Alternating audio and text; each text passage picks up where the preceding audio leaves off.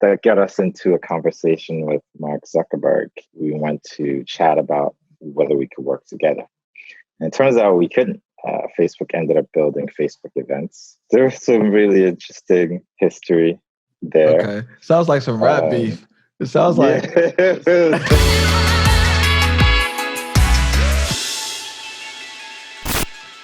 Peace, and welcome. We're glad you're here. This is Cook on Monday Morning. I am your host, Stevon Cook.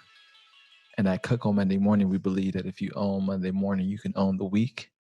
If you own the week, you can own the year. And if you change your year, you can change your life. Today's guest, Prosper Nwankpa, is a Nigerian American tech leader. He sold several companies for millions of dollars, and he's now the CEO of Avanoo, a training software for large enterprise clients.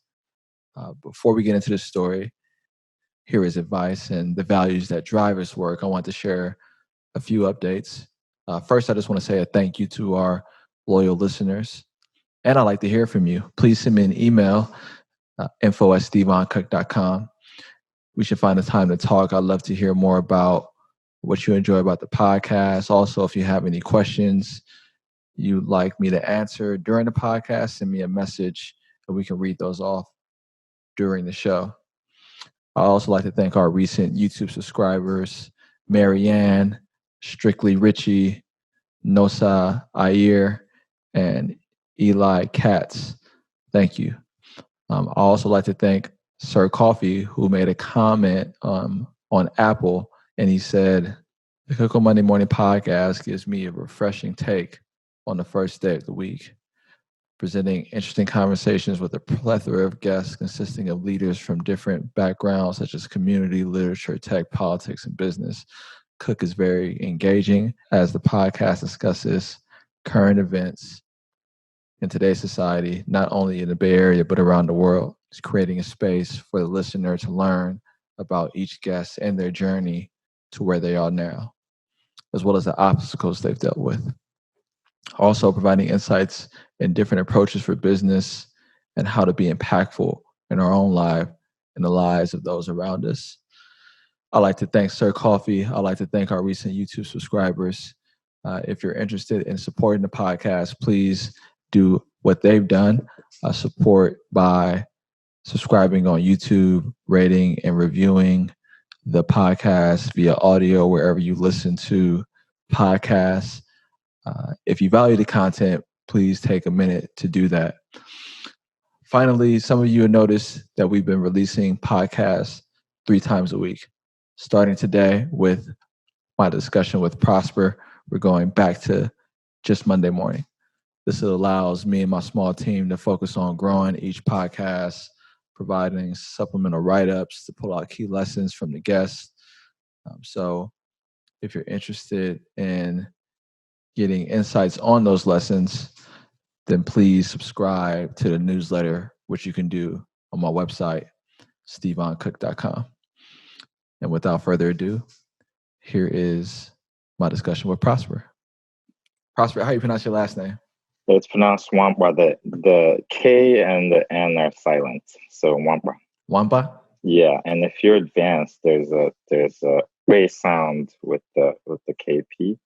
But if you're not like most Americans in terms of African languages, then you can just Nwankpa. Okay, yeah. Cool. Prosper Nwankpa is like the real version of Wakanda. And we're going to get into his story, his upbringing, and the lesson he's learned along the way as he's been building his tech companies. Welcome. How are you doing this afternoon? I am well. The kids are situated. They're all in various classes, so I can do my thing. Yeah. You're a family man. How many kids do you have? It's a Corona situation that makes it so that you're now working with the kids. So I got 2, Jesse and Pearl. They're amazing kids. I had the good fortune of meeting both of them, and Jesse asked the question at our Macy's event with Jerry Rice. Yeah, took a lot of courage for him. So, where'd you grow up, Prosper? I spent most of my younger years in Nigeria, back in the Southeast, and moved to the States for high school. How'd you hear about coming into the States? my family back home was definitely not on the rich side of of things. And it turns out my dad's brother, was able to move out of Nigeria to New York right when I was born. And so somehow there was a connection that he had for me, particularly. Growing up back home, I went to the free schools, and I went to, whatever schools my parents could afford, which was like, you know, very, very cheap or very free, until my uncle, actually really cool guy, he decided I was going to go to private school. He started sending money home to my family to send me to private school. Um, Private school back where I grew up is super ghetto. It's not necessarily what you might expect. Boarding school, but really tough situation. There are all kinds of. Do you know what be familiar with corporal punishment? Yes, that's when they hit you with rulers and That's whatnot, when right? it hits you. Yeah, exactly. Ouch. There's this thing where the people who come before you, like the seniors, will punish you just to make sure that you are put in check, right? If you're doing well in school, or if you're, if you think you're all that, you get knocked down a few pegs. Or they send you to do their work, wash their clothes for them. Or on top of that, just the environment, which I know a lot of people are dealing with now. It was just really tough. Imagine trying to study with no lights, right? Every day you're supposed to study and prepare for school, do your homework, but there's no power. So what are you going to do? You gotta, turn on some kerosene lamps and, hang out with the mosquitoes. Give yourself a few slaps while you're getting your study on, to kill the mosquitoes. Mm. That's what life was like back, at the private school that I went to. But it was, it was what was available. That's interesting. So the private school, it was a boarding school, and it didn't have like a lot of infrastructure around electricity, but it was Hmm. when you were there, because that sounds rough, when you were there, how were you thinking about it? Were you thinking about it like, I'm so happy to be here? Or you're like, I want to go home. Why'd they send me here? Like, what was your... I was excited about going to school and learning. So it was only after the fact that I understood that those circumstances were not ideal.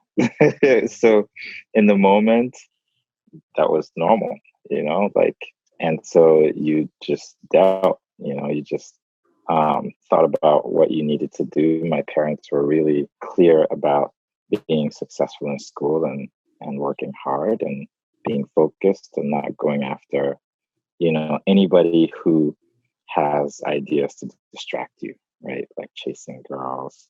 I never had a girlfriend until I moved to the States. It just wasn't a thing, right? So there's a thing about, perception. It's all relative, right? So back then I didn't think of it as a terrible situation. And I still don't. I think that going through that made me who I am, gave me a lot of the character that I have, a lot of resilience, a lot of the ability to just see past what's happening in the moment and trudge on. If anybody knows me, they know I know how to trudge on through whatever is happening. Yeah, I actually want to get into some of that perspective as we're kind of all contending with this pandemic. One of the one of the things I've always appreciated about you, not only your generosity, but how unassuming you are. Like, you the richest dude I know. Yeah, right. You say that I'm talking to all joking. I'm kinds joking. of But successful the dudes. success you've had in business, you wouldn't necessarily see that success like when you just kind of meet you, because you're not like you don't promote it. You just kind of get the work done. You're in boarding school. You go to high school in the States. Where did you land in the States? Yeah, so I ended up getting a student visa. Got really lucky and ended up in New York. to finish up high school, and I went Where in New to York? Oh, go ahead. Bronx. Okay. Bronx. I went to this high school in the inner city, and it was a different kind of normal. Again, back when I think about it later, it was pretty wild. We were, getting checked at the door at 7 a.m. for guns, like metal detectors, to Oh, you went to make a. sure. You went to a. Yeah, Okay. it was pretty. I thought you went to some type of for all this time. I thought you went to some type of real high end like prep school in the Nope. States. You were in the hood with It metal was straight detectors. up. Yep. Okay, continue. Yep. Metal detectors. I mean, there's all kinds of stuff going on. For me, I was used to coming from an environment back home in Nigeria where if you didn't respect your teachers, for example, they would whoop your butt, right? You had to call your teacher uncle and sir and auntie and ma'am, you know. But here I am, kids are wearing hats in school, and the teachers are begging them to take them off, and they're strolling around the hallway and causing trouble, and for me, it just was strange. And so I just stayed out of everybody's way, and only gravitated towards people who were more like me. So a really good friend of mine, for example, Jude. If you meet him, he's a super quiet dude. He's a doctor now, and completely unassuming. That's the kind of guy I ended up spending most of my time with, because he's very low key, just wants to do his work. Meanwhile, all this stuff was going on around me. The day that I realized that the school was super ghetto, I hope this doesn't cause trouble, but it was the We day. haven't named the school. We haven't said the school No, name. we're So not gonna name it. But I mean, the school, some of my teachers were really great. But the day I realized the school was super ghetto was when this one girl who was pregnant in school was sitting next to me and asked me out. For whatever reason, I was not, again, when I think back about it, that's when I start to realize how wild this is. But in the moment, I was like, wait, you're pregnant and you want to do what? It wasn't even, let's go out. It was like straight up, just, and I just was not used to that. I was about 15. And she must have been the same age or something like that.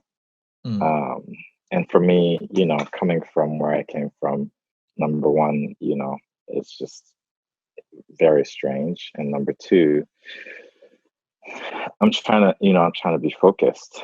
I'm not trying to mess around. Definitely not trying to have kids in that moment. Or mess around with someone who does have kids. My mama would beat just beat me. She would just kill me.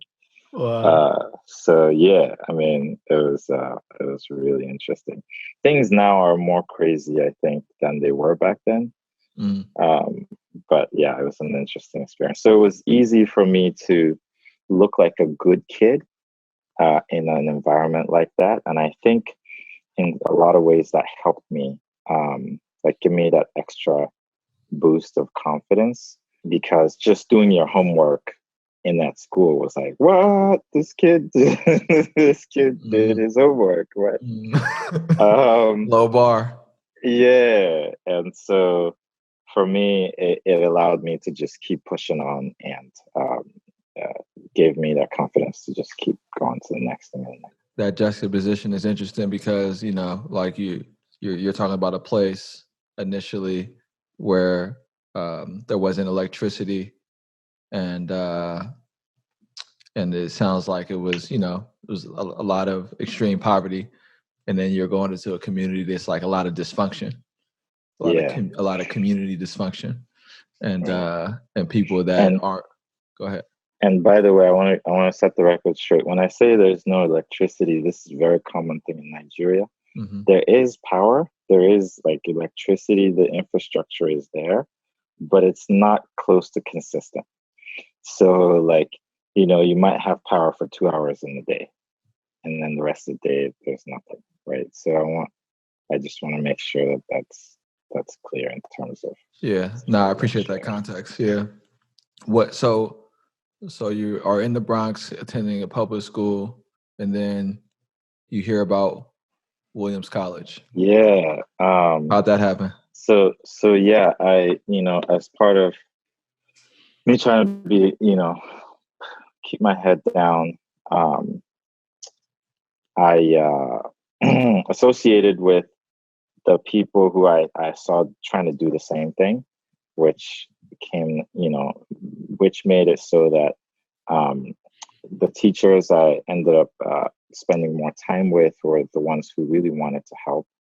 I gravitated more to those kinds of teachers, the ones who wanted to take the extra time to, help me keep pushing forward. And so, at some point, my guidance counselor referred me to, and me and Jude, by the way, Jude is another guy you should talk to. They referred us to this one guy named Phil Smith. And he's this white dude who's really cool. His whole mission was to go into inner city schools and look for kids who were at the top of the class or, unable to find these opportunities on their own and help them get into Williams. And that's literally what he did. He sat us down. He said, "Hey, how would you like to check out Williams?" Williams, sure. So he flew us out to check it out, and he showed us how to apply. And I know that guy to this day. I don't know if you ever met him, but he's a really No, cool Phil Smith. Phil Smith, yeah. Shout out to Phil He's an Smith. admissions guy at Williams. Okay. Yeah. So I have Phil Smith partially to thank for how I met you. So we didn't get into your story about, and I just happened to have heard it from you before about how you fell in love with computers, which ended up kind of being the focus of your career. You were a software engineer, started companies, which we'll get into shortly. But how did that start? Yeah, so back in the Bronx when I was going to school, one of the things that I really enjoyed to do was sneak off into Fordham University. They had a program where they allowed students to get a library card and be able to attend and actually study in Fordham University. And they had computers. And that was my first experience of computers. I was, like 16 by then. And so, but I didn't know what to do with computers. I would just go in and browse the internet and read and do my homework. But I just really liked just trying to use, and learn and study, what computers were all about. That was my first exposure. Then I went to Williams, and that was where I took my first computer science course, which was a painful experience, to say the least. It was just from the point of view of being someone who's usually succeeded in school. I did really well. I was like top 3 at Columbus. And then I got to Williams. Everything else was fine. Like math was great, chemistry, all that. I was actually, by the way, supposed to be pre-med, like a lot of other immigrants from Nigeria. I was going to say, that's very Nigerian of you. That was all my parents wanted. To say, be a doctor. There's nothing else you can do. And so I learned about this computer science course, and I got excited because I just loved the idea of computers. And I took that first course. It was a robotics course, and I did my worst ever at Williams. It was like a C plus. That was my norm, but yeah, right. So I get in there, and I'm just struggling because you get all these white kids who are just clickety clacking away at the computer, and and I hadn't officially learned how to type, so I'm just typing with one finger at a time, and the concepts were so foreign to me. So I would just come to class, and that would be like 1%. I would only get 1% of the way through understanding what the heck was going on. And so I would go back to my teacher after class. I was always in office hours. I was always at the computer lab. I was always, trying to figure things out. But after I did that class, I realized that I actually loved it. I loved the process of building stuff, building software, and I wanted more. So I went back in, and again and again, I did, the next course. My favorite, the teacher who taught me that first class, long story short, I ended up taking a really advanced course with her at Williams before I graduated, advanced robotics. And I ended up getting a really good grade. It was like an A+ or something. I remember her talking to me. She did the first class and the last class. Okay. And she was really impressed by the gap that I leaped over to be able to do well in the other class. But I remember just many moments, the look I would get, being the one Black dude who's just, I'm sure it was because I of how I looked. I don't know, but you ever get that look from a teacher who's like, yeah, I'm going to spend this time with you, but I don't know. God help you, man. It was just slowly trudging on. So it was your most get through challenging academic experience initially, but that drew you toward it. One of the things that I'm kind of picking up from your story, I kind of want to ask about your relationship to Black Americans and what that was like for you, sort of coming over as an immigrant, and how that shifted or evolved while you were at Williams. But hearing your upbringing, it sounds like you came over here. You can correct me if this is wrong. It sounds like you came over here on a mission. I'm here for school.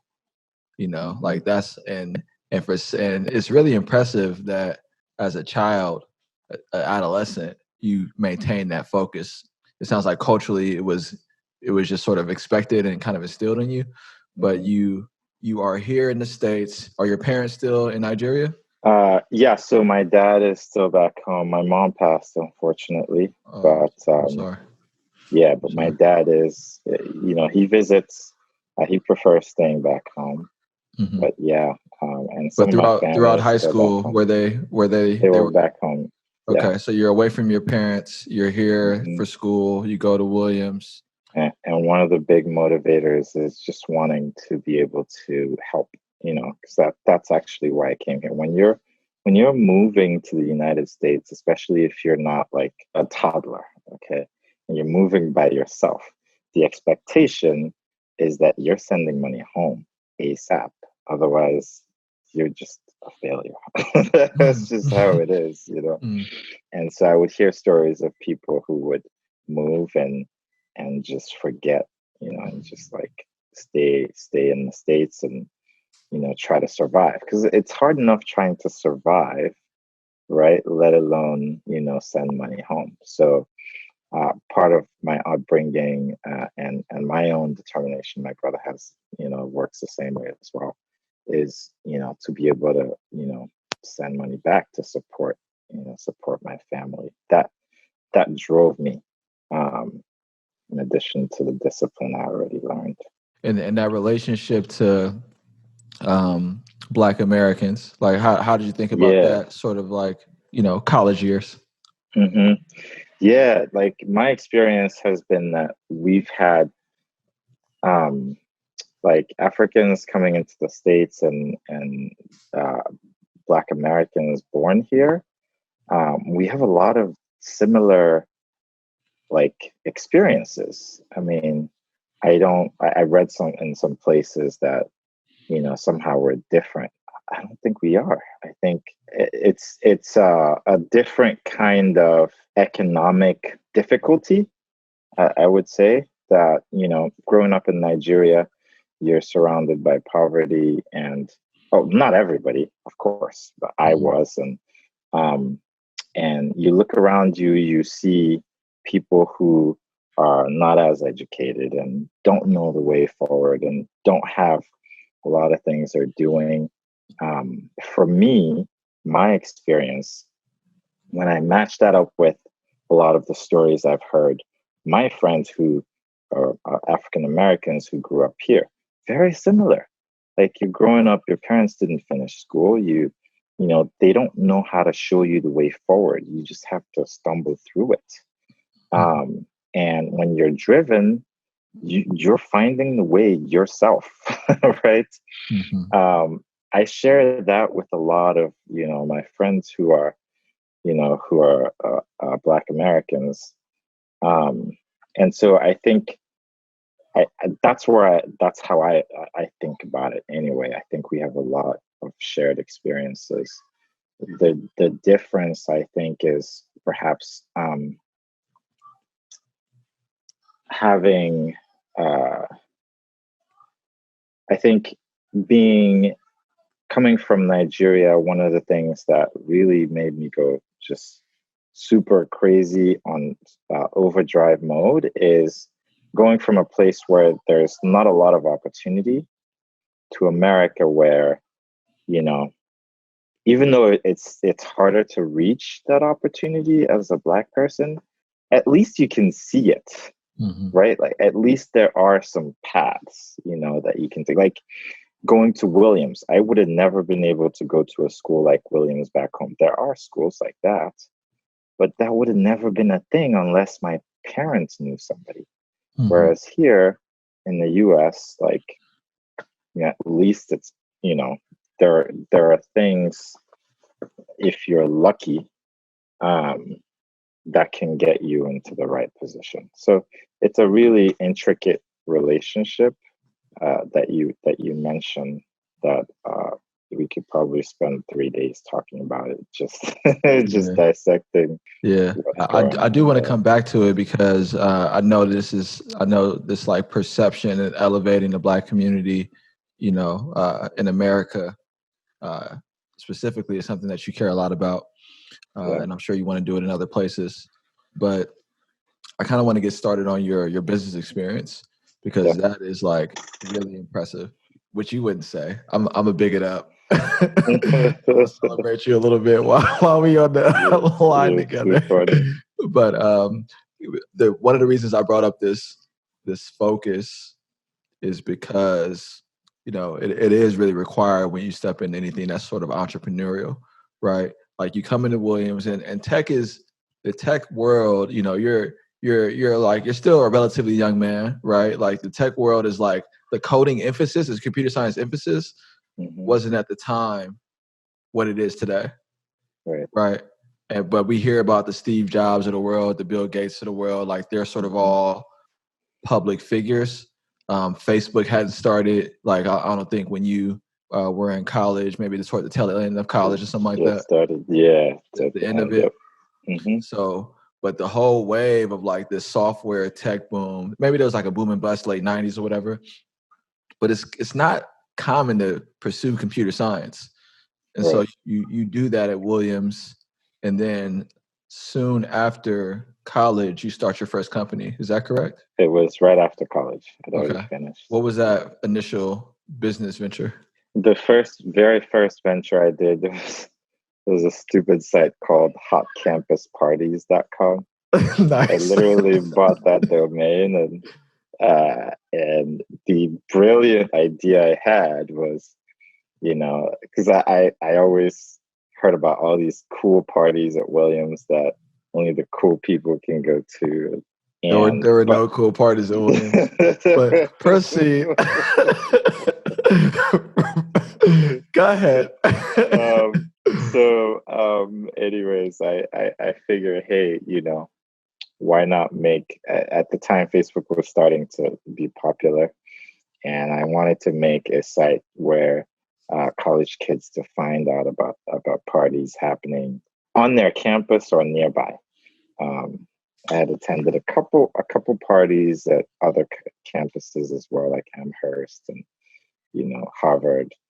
And I thought, hey, it'd be cool for kids to be able to just learn about these events and check them out. So that was the site, and we launched and got about 2,000 users to visit it from Williams, and ended up realizing that traffic didn't really stick. It called Eventster, which was kind of a more general form of the same thing. So social calendar, it's basically Facebook events, right? And this is going to be an interesting one because my company did have a little bit of back and forth between Facebook and us back then. Because when we built that, Facebook did not have events. Facebook was just one face picture, and you could upload that face picture, and that's it. So we launched that site and became really popular. Grew pretty quickly to about 500,000 users within like 3 weeks or something. Whoa. Yeah, we did some growth hacking, which is really interesting. But at any rate, that got us into a conversation with Mark Zuckerberg. We went to chat about whether we could work together. And it turns out we couldn't. Facebook ended up building Facebook events a few weeks after that, and some other things. There's some really interesting history there. Okay. Sounds like some rap beef. It sounds like it sounds like Biggie Tupac. It sounds like they wouldn't say any of this. This is all Stevon Cook talking now. Prosper. Facebook stole the concept behind Prosper's initial company. All right, wait. So how did that feel? How did that? Huh? I'll just wrap it up real quick. If you look at what's happening with Snap right now, Facebook is basically systematically building a lot of the same functionalities. I won't say more, but yeah, there was a lot of interesting dynamics. They started stealing with you, and they still stealing now. They're doing their thing. By the way, if you see this, if you're watching this on Facebook, like it, share it. Oh my God. If you like this on Instagram, they either buy you or steal from you, I guess. I give it to them. They were very innovative. They were really fast, and they were able to raise a lot of money. We were about, we had 4 million users. They had 12 million users. They were offered, someone offered to buy them out, and a couple of times, right? Yahoo and then someone else. They're like, nah, we got this. But we ended up getting bought out when we got offered that acquisition because we realized that Facebook was way ahead of the game. We gotta hand it to them. They execute really well. They did back then, and they still do. So you sold that company. I'm not hating on that. Yeah. I sold that company. It was a social network back then. Actually, we were profitable, which was really, really strange back then. And if you remember, everybody was getting on Facebook for not being profitable, right? They would grow and grow and grow. But they didn't make a single dollar in revenue. And, for us, we went a slightly different direction when we realized we weren't getting quite as fast of a steep growth as they are, because there aren't that many social networks that can exist at the same time back then. Anyway, so we went the route of building games on our platform way before Facebook platform games. That's another thing that I'm telling you, I'm not going to go into it, but it ended up getting acquired, a successful exit. Can you share what it was sold for? Yeah, it was a couple mil back then. It wasn't a big number, but for us as kids, we're like, a couple of mil. This is not. That's what I'm saying. And we're not at FU money yet, so let's keep right. going. It's only a few mil. That's not that FU money. All right. I'm only laughing Um, because I was making a joke earlier about you being the richest man I know and nobody knowing, but like the acquisitions in your businesses, right? Because I yeah. think having gotten to know you, I think you really care about uh, like how things work. And I know you're very good with your money and investments, but that's inspiring. That's hella inspiring. Like, how old are you when you? This is before you leave college. Yeah, this is right after college. So um, 24, 23. I was about 20, 23. Yeah, when this happened. Okay, so So, 23, 4 million users. Exit mhm. at a few mil. It's not that FU money. It's just getting started. It's just, it's tough. But like, I mean, that was like that's a $1 million deal. Like, Yeah. how did that feel? It felt good. That was our hard work was recognized, which was Mhm. really cool. Um, we wanted to we had our sights set for bigger things. I don't Mhm. know, like I didn't spend a lot of time thinking about it. Sent some money home, and I wanted more, I guess. Like I've always had this vision of learning how to build wealth so that I can go back home and teach my people how to do it. When I got there, I just kept on going. I think one strange thing about finding some level of success is that when you get there,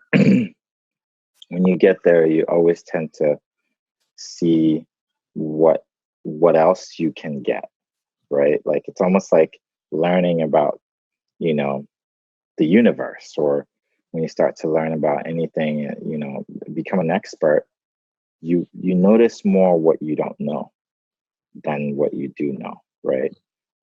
So, while I do spend some time, I can, you know, spoil myself a little bit, whatever.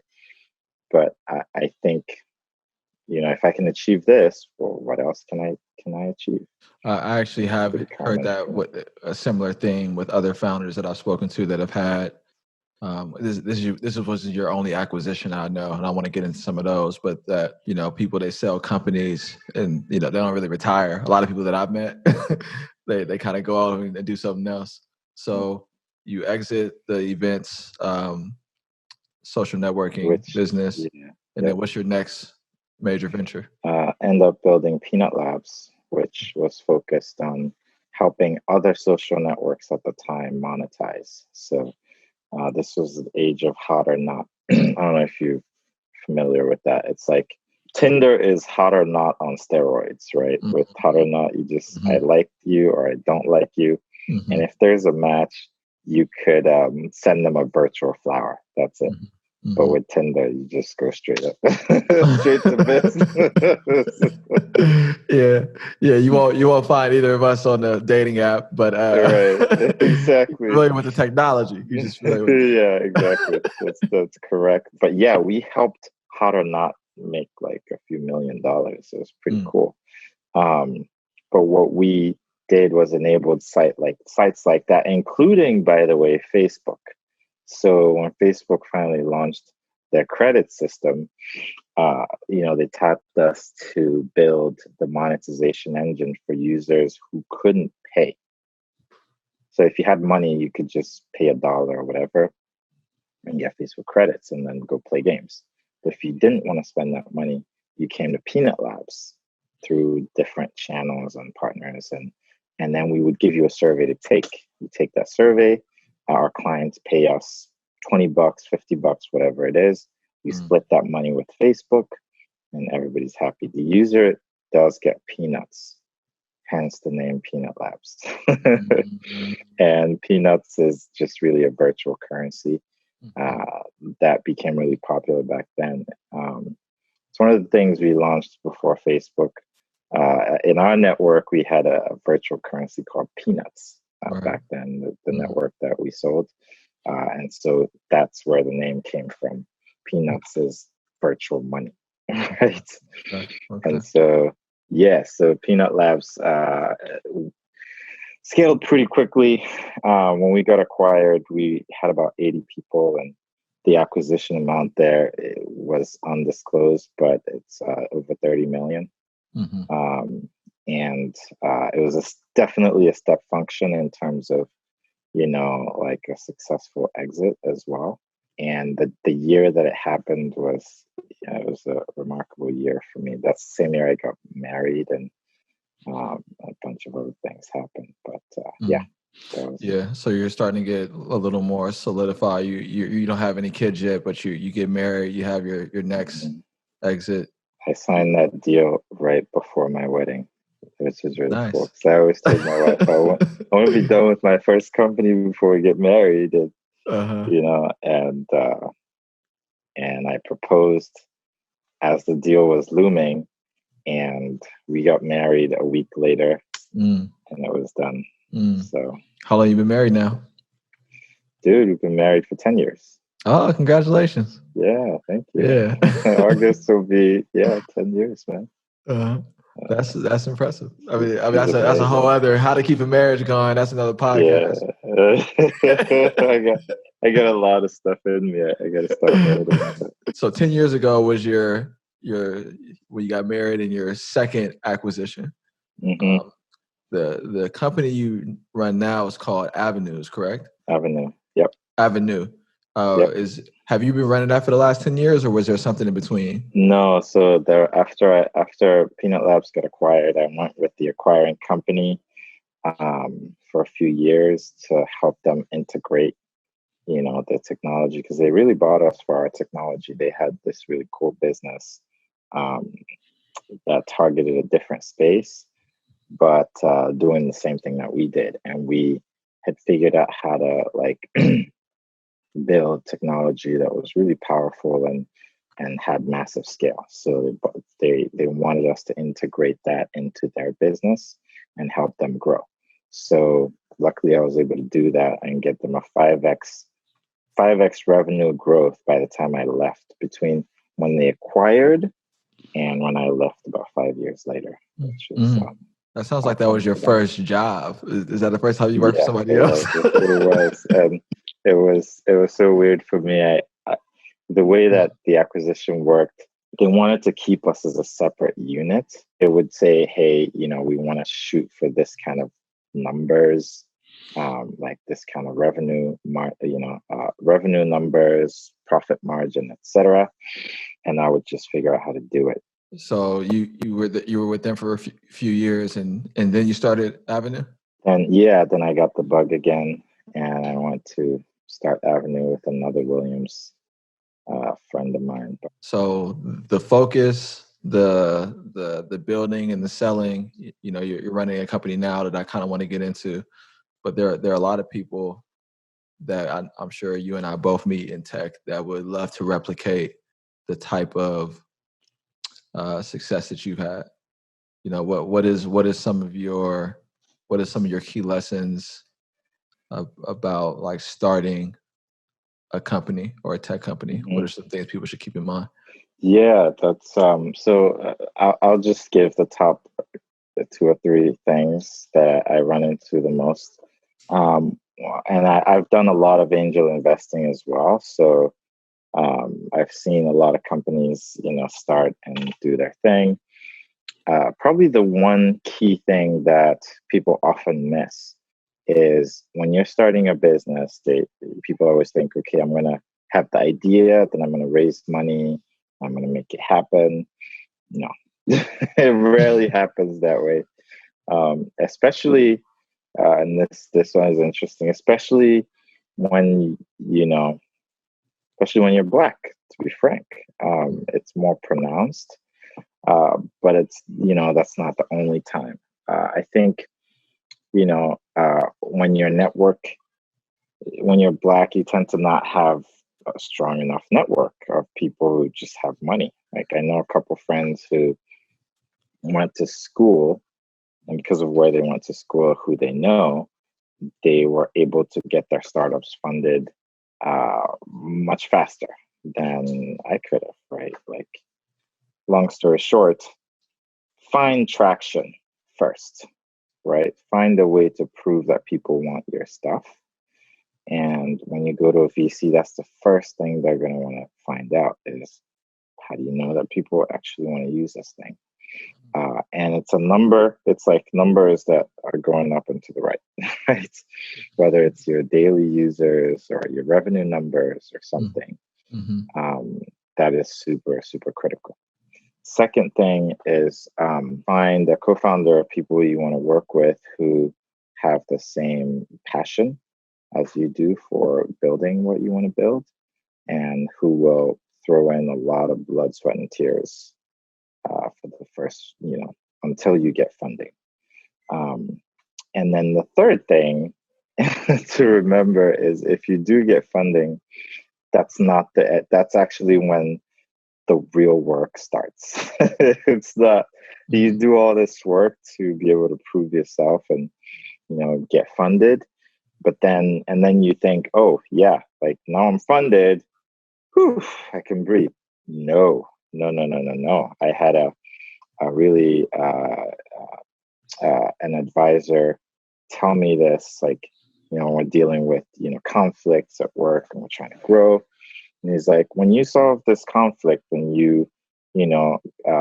and you make the amount of revenue goals that you're shooting for, what do you think is going to happen? No more conflicts? No, you're going to get more conflict, right? When you get more people joining your company, and more clients, more customers, you just have to get more efficient at going through and moving through conflict and solving problems and so on. And that's the paradox of finding success, right? Finding success. One of the things I noticed is, when my first company got acquired, I realized, oh, I got some money. What am I going to do with that money? And that's another thing you got to solve for, and so on. It's the same when you're building a company.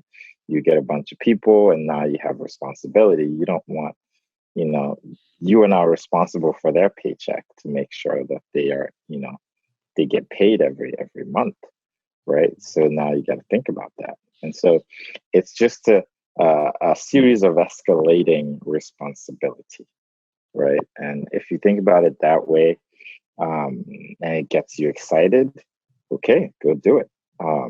If that sense of responsibility, scares you, then maybe not a good idea. Yeah, we don't have too much time longer. I do want to ask you about a little about Avanoos and what the vision is now, because you mentioned being able to learn and then teach people back home. I know you're active.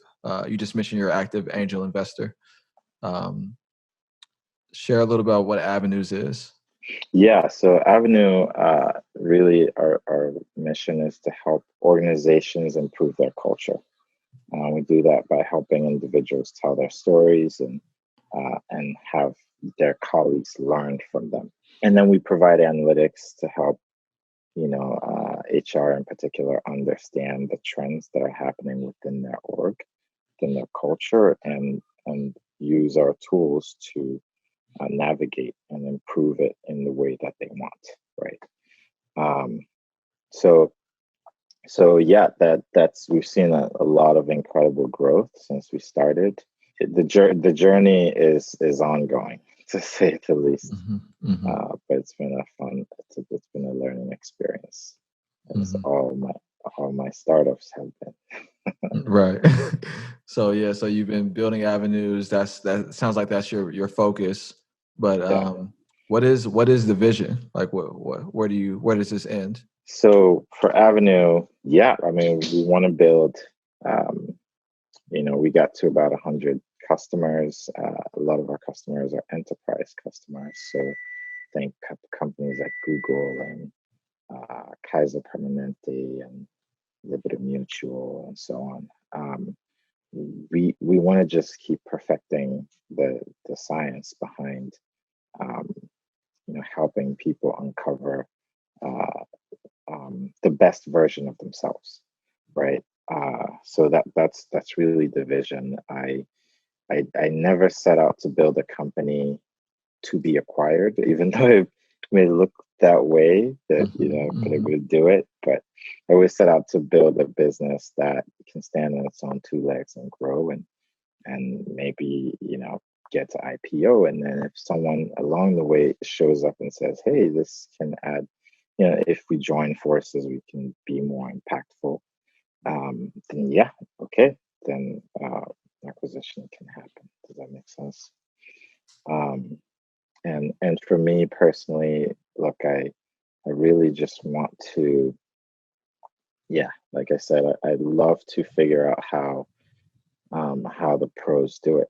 They just get in and build businesses and build products that make an impact. And from a technology, I mean, technology is eating the world. So I'm really passionate about how technology can change how we live and how technology can improve lives, um, especially for Black folks, for um, people in Africa, for Nigeria, and um, I'm really passionate about helping people gather the education they need to be able to make that impact. We have I have a few last rapid fire questions. Yeah. You ready? Let's do it. All right. Do you meditate? To meditate? Yes, once in a while. Not as often as I'd like to, but I do. I find that it's a great way to calm and focus. What was your worst moment in business? A lot of those. Probably when I got sued. But we're not going to get into that one because it's still an open matter. But yeah, that happened. What personal weakness can you forgive in someone? Humanity. I think a lot of the times in the process of trying to achieve our goals or trying to just exist, we might wrong each other. And if you've ever been married, you know what that's like. If you've ever actually hired people or tried to build a team, you know what that's like. And just trying to go about your business and do what you want to do, you're going to step on some toes. And that can happen in so many different ways. So I've learned to realize that, when people wrong me, it's not because they're evil, it's because they're human, right? And when I wrong others, I don't have to beat myself up about it. I can learn from it, but it's happening because I'm human, not because I'm evil. Do you have a motto? If I can make myself better through whatever experience I'm going through, whether it's building a company, whether it's, dealing with a challenging situation, I'm either winning or I'm learning, right? There is no experience that's a waste. So you think about that for a second, you can apply it to so many aspects of life. You can only either win or learn. And you can get really far with that kind of mindset. Last and final question. Who's going to win the presidential election? Who's going to win? Jeez. I'm a little concerned. It's quite possible that Trump might take it. And right now, it may not seem like it, but, the polls look the same way back then that they do now. So you never know. So we have to be vigilant as a people. We have to not take for granted that, oh yeah, the polls are saying he's behind, therefore he's probably going to lose. My pocketbook doesn't want it because I know Biden is going to tax the crap out of me. But hey, I think Biden should win. You got that income bracket problems. I am definitely not Republican. That's where I'll end that statement. I'd like to thank the good brother Prosper for sharing his journey, the lessons he's learned, and the impact he wants to have. It's a pleasure having another opportunity to build with him. I always learn something when we talk. Prosper is really on social media. You can't really get a hold of him. But if you liked what you heard here, you want to hear more about from people like him, please subscribe to the YouTube channel, like it, share it, make comments. And the good brother Prosper, thank you. Thank you for listening to another episode of Cook on Monday Morning. At Cook on Monday Morning, we believe that if you can own Monday morning, you can own the week. If you own the week, you can own the year. And if you change your year, you can change your life. Prosper's story of humble beginnings in Nigeria to find success in the tech sector was deeply inspiring to me. Having gotten to know him over the years, I know he's a humble man. He's focused mostly on his family, on his improving his community and running strong companies. But he's always been a great example of just getting it done. And I deeply appreciate our friendship and for him sharing his insights. If you enjoyed the discussion, please share the podcast with a friend. Help us grow this community of doers. Please take a minute to subscribe to the podcast on YouTube or wherever you listen to podcasts. Take a second to rate and review it also. It's all quick, it's all free, and it really helps us grow our audience. Cook on Monday Morning is a product of the Luther Harris Holding Company. It's a boutique consulting practice that focuses on providing strategic partnerships between business and government, recruiting diversity talent to leadership roles, and helping leaders drive impact within their organizations. To learn more, you can email me, info@stevoncook.com. We also have merchandise on the way. It's a great way to support our message of peace, productivity, love, and of course, making the decision to own Monday morning. We are trying to create the type of intention to improve ourselves and our communities. Be the first to purchase the merchandise by subscribing to our newsletter at stevoncook.com. We're going to start by releasing only a limited amount of pieces. They will sell out. You're good if you already subscribe. If you don't subscribe, do so today. Finally, I'd like to thank our listeners. Thank you so much for supporting this work. And I'd like to thank the people that make this podcast possible, our videographer, David Topete, and our copy editor, the guy who edits our newsletters, Fernando and Cinco Marquez. Now, for me, I get up every Monday morning with the intention to create value and showcase love to the people that keep our cities moving.